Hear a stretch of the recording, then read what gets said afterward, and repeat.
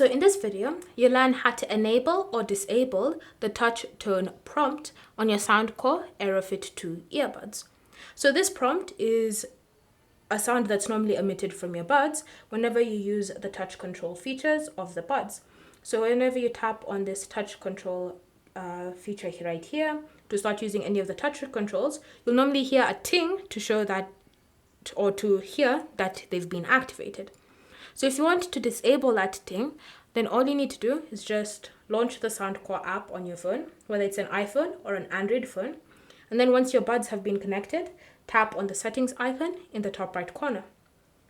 From here, select prompt tone, and then you should see touch tone. So currently it's enabled, which again is why whenever you try to use the touch controls, you normally hear a ting coming from your buds before you can actually start using them. If you want to disable it, just tap on the toggle like that and it will be disabled.